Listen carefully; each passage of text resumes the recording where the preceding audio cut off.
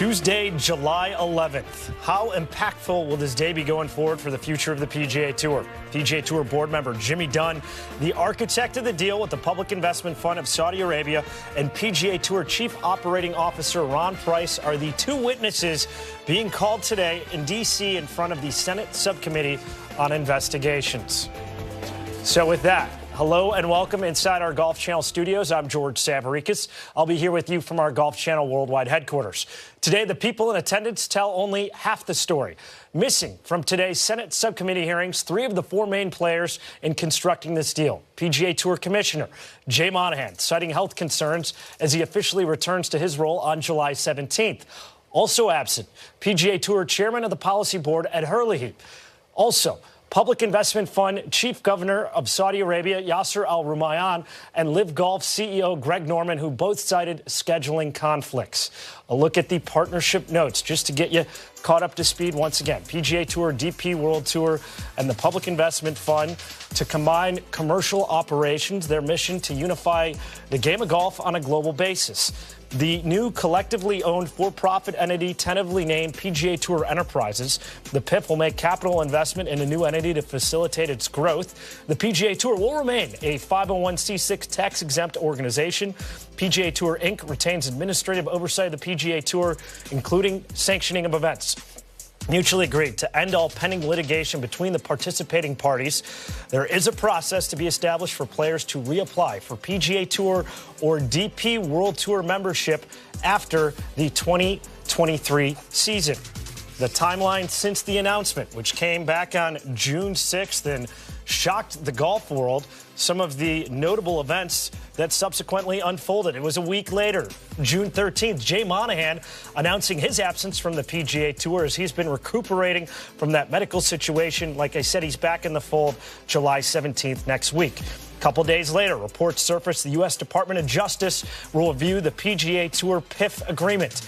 A day later, June 16th, the PGA Tour and Live Golf file a motion to dismiss all litigation against each other. June 21st, U.S. Senate Permanent Subcommittee on Investigations announces hearing on PGA Tour PIF agreement to occur today, July 11th. July 7th, Jay Monahan announcing he will return to PGA Tour Commissioner role 10 days later. And a day later, surprising news. Randall Stevenson resigning from his independent director position on PGA Tour Policy Board. A statement in advance of today's hearing from committee chair, that's the Democratic Senator from Connecticut, Richard Blumenthal, saying today's hearing is about much more than the game of golf. It is about how a brutal, repressive regime can buy influence, indeed even take over, a cherished American institution simply to cleanse its public image. A regime that has killed journalists, jailed and tortured dissidents, fostered the war in Yemen, and supported other terrorist activities, including 9/11. It's called sports washing. We hope that today's hearing will help us uncover not only the reasons for the PGA Tour's sudden reversal and what it means for golf, but to understand what similar investments by authoritarian governments with deep pockets could mean for our country, for our national security, and for the world. Ranking member for the Senate subcommittee, Republican Senator from Wisconsin, Ron Johnson, had this to say: I'm looking forward to the hearing, but I don't think we should be having it. I know that's somewhat of a contradiction, and the reason we shouldn't be having this is you don't negotiate things in public. This is going to be a difficult enough negotiation. We ought to let the parties do it for the good of the game. Golf is a sport that can bring the world together. It can do some healing. I mean, if golf helps Saudi Arabia modernize, wouldn't that be a good thing in general? So I'd much rather let the parties negotiate the deal without interference from Congress. So with that as the backdrop, let's now head out to Washington, D.C. Rich Lerner hosting our coverage on site in our nation's capital. Rich, you're joined by a special guest.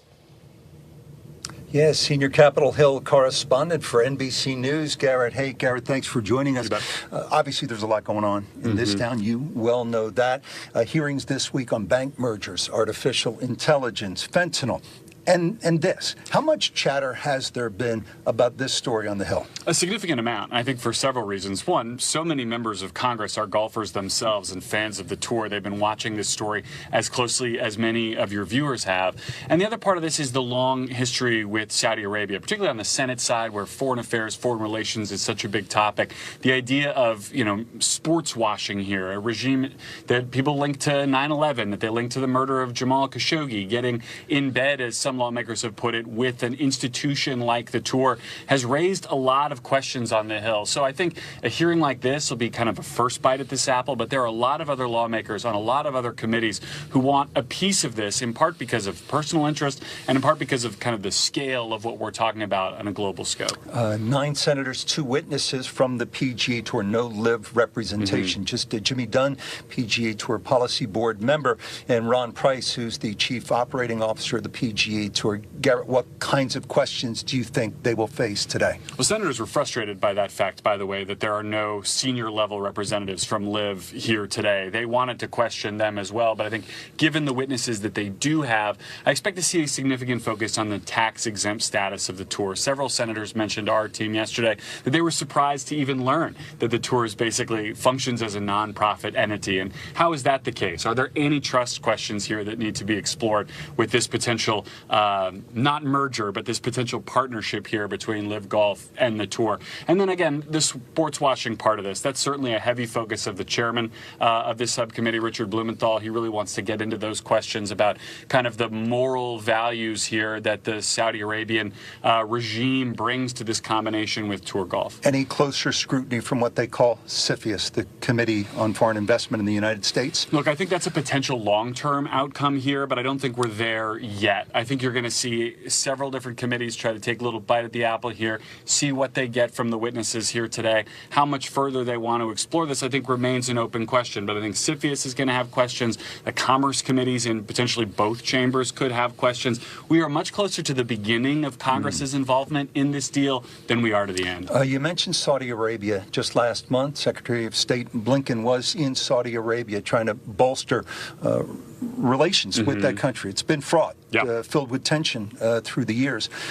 How will all of that factor as these hearings get underway? It's going to be a huge undercurrent. I mean, remember, President Biden had said he wanted to make the Saudi Arabian regime a pariah. That has changed. The Biden administration, including Secretary Blinken, have tried much harder to figure out how to reintegrate them into NATO's alliances, to keep them on our side, not on Russia's side in the war in Ukraine, to work with them on gas prices, oil prices, and, to answer some of these human rights questions. I can tell you, having covered Senate particularly for a very long time, senators were never satisfied with the answers about the Jamal Khashoggi murder from 2018 that they got from the Saudi Arabian regime. That's going to come up in some form or fashion throughout all the kind of oversight functions that Congress decides to give itself as they look at this deal here between LIV and the tour. How do you think this will play out? Senator Blumenthal seems to be a little bit more aggressive in his approach, and Senator Johnson on the other side seems to be a bit more conciliatory to what's happening. Johnson said he doesn't even think they should be having this hearing, but he's going to go along with it. He's got questions of his own that he wants to bring. I don't think that's necessarily a partisan distinction here. I don't think Republicans are less interested in the outcome of this deal than are Republicans. I think it speaks more to the personalities on this particular committee. But I do think you'll see sharp questioning from Republicans like Josh Hawley, who has raised some questions about this deal privately and with reporters throughout the course of the day. I expect a bipartisan grilling here. Lastly, to those who suggest this may just be performative, you would say what? Well, look, I think there's always a performative element. There's a reason we are in this very large hearing room today, which has been used for, monumental hearings like Supreme Court confirmation hearings.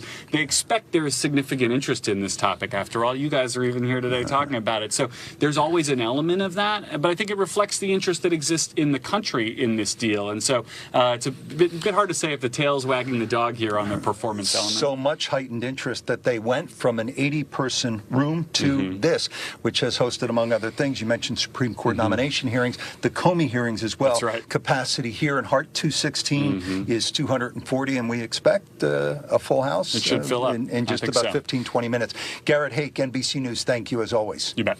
Back to you.